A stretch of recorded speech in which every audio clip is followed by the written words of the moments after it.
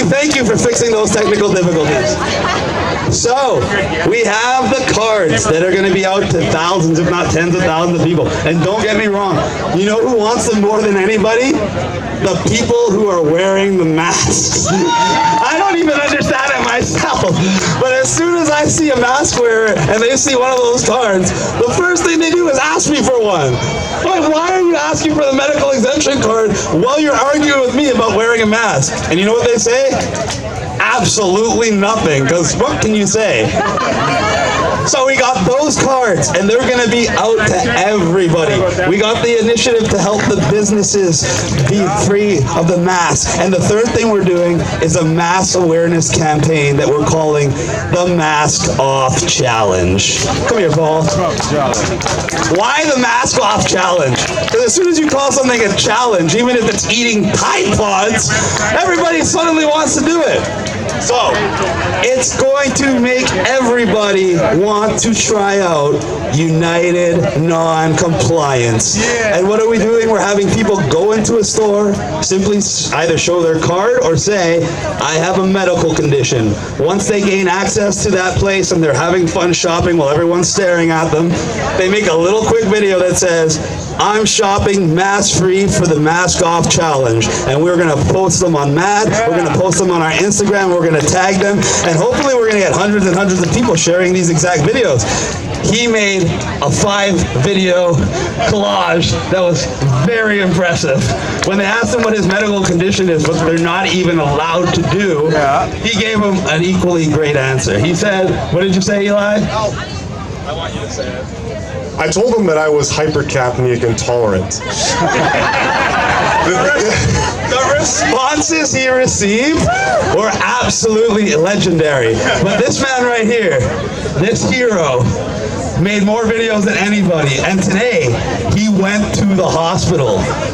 Like you. But what did he do different? What did you tell him, Paul? I didn't even have to tell them anything. They didn't ask me to wear a mask.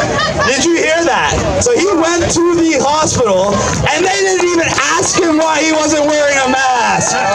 Meanwhile, they grabbed Letitia like a criminal and kicked her out. And they spent the last 2 weeks trying to destroy her on everything. Why? Because she was a sensible, credible woman that showed courage and integrity. And in today's society that wants compliance, that is the worst kind of person. But we all know that that is the best kind of person. So give her a round of applause. And give him a round of applause for pointing out the blatant hypocrisy. How can something be mandatory when it is enforced at a whim?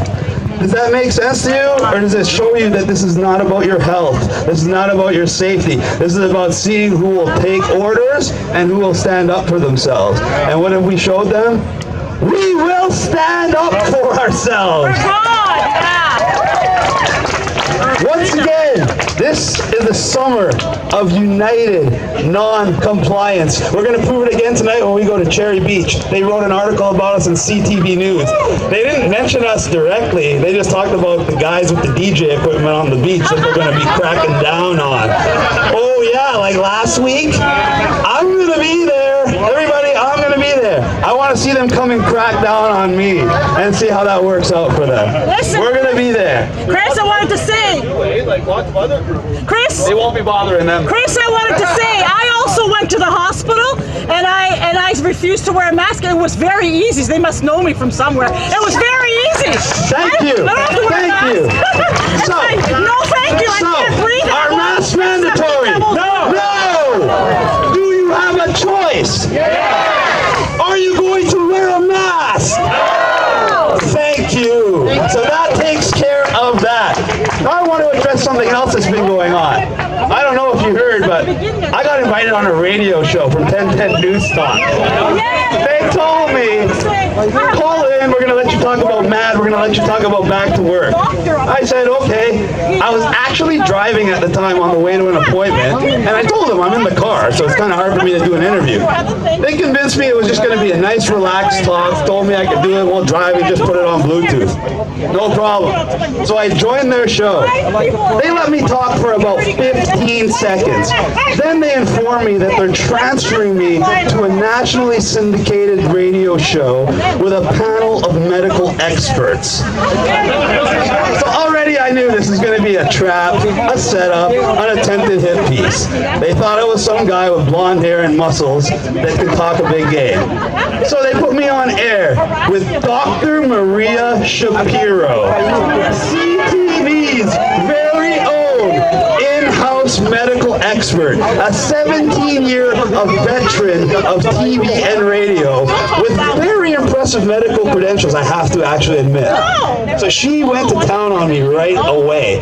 Their plan was to discredit and destroy me in one swoop on live radio. Well, if you listen to it, it didn't go exactly as they planned. In fact, it was probably the most epic backfire of all time. Though it got shared far and wide to the point where Dr. Tenpenny herself, one of the most famous doctors in the world, shared it and contacted me directly to congratulate me on my victory. Everything they try to do to us, we don't just stop it, we push back. We don't just push back, we turn it to our advantage.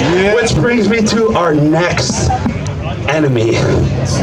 Edge 102, I am calling you out officially, just like you did to me. I don't know if you guys heard, but on Tuesday morning, on live radio, the morning show, around 8:30 a.m., when we were on our way to Dundas to do our protest on the TTC, Edge 102 was talking their normal stuff bad about us, but then they singled me out as the so-called leader of the protests, a horrible human being with huge teeth.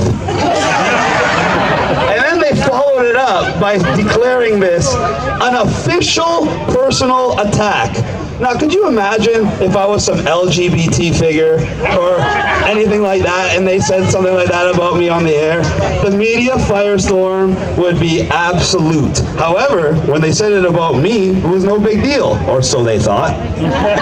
Enough people were messaging, emailing, calling, people that I didn't even know, to show Edge what they really felt.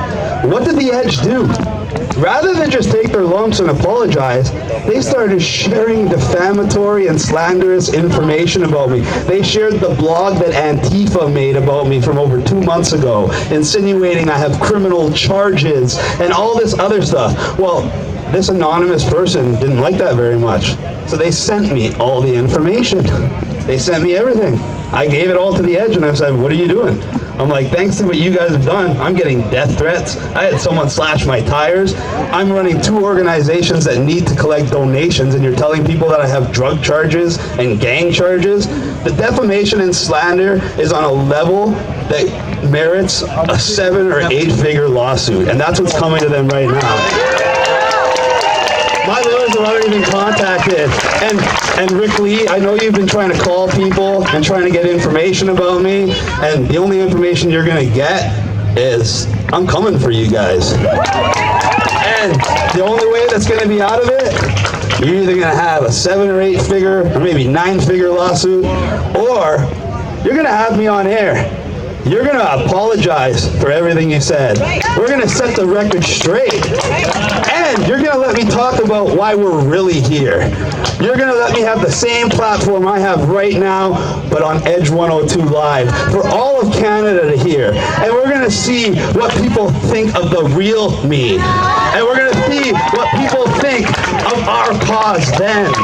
And you're going to make a very hefty donation to both of my charity and nonprofit to make up for all the trouble you are causing me. I don't want 1 penny. I don't want 1 cent. I want my credibility. I want to prove my integrity. I want to get the message out that what we're doing is genuine and it's in the best interest of everybody. And I want the big media that's been trying to shut us down all this time to be the one that funds the initiatives that brings them down. That's what we're going to do. So that's what we've done. That's what we got coming. And going ahead, we're going to take this fight to them.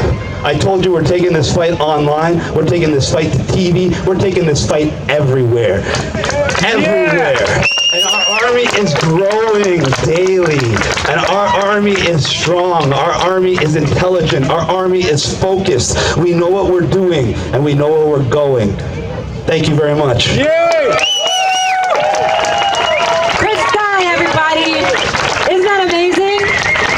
Because I love my calendar girl. And I call him that. I know not a lot of you know exactly why I call him that.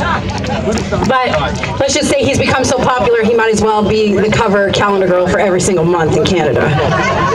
One more thing I gotta mention. I actually can't believe I forgot this. There's so much amazing stuff going on. Thank you to my beautiful wife. I don't know if you guys heard, but on Wednesday, Mr. Rocco Galati filed a lawsuit against the government. 189 charges! Over 100 pages long, encompassing everything we're discussing here. We're holding them accountable. The first thing he did was call me, because he knows if we need to get the message out, he needs to use me.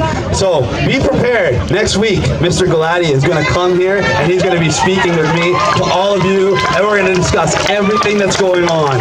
You're going to hear the same stuff I'm telling you about the mask from a lawyer with 40 years experience. So if you don't believe it from me, you can believe it from him. And then we're going to discuss how we're taking those people down with everybody's support and everybody's knowledge. The government thrives in the shadows. We're bringing this out into the light to tens of millions of Canadians. And when tens of millions of Canadians are made aware of what they are doing, things are going to change.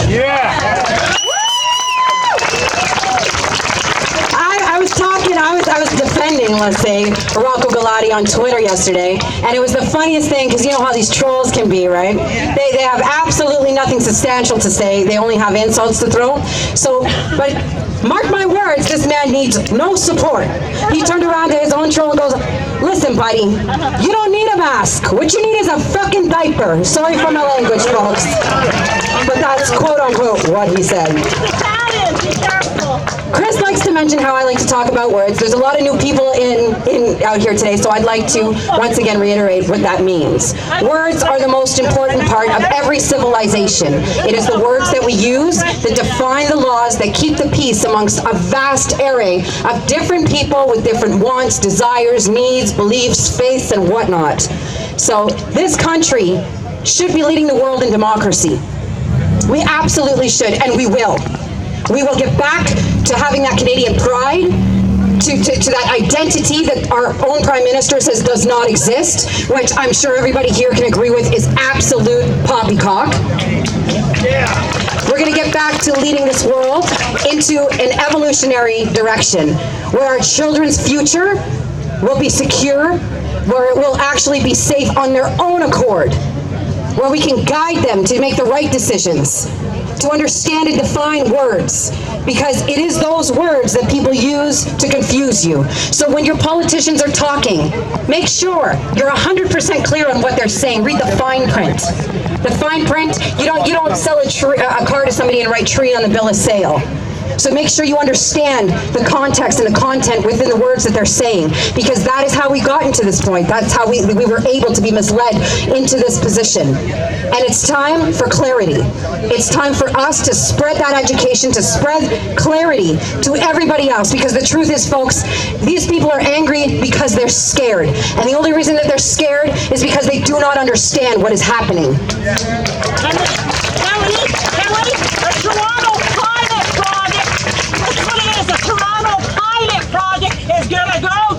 Yeah, they're all going down, sweetheart. This is our house where people are supposed to represent our interests and our needs, and mark my words, they will.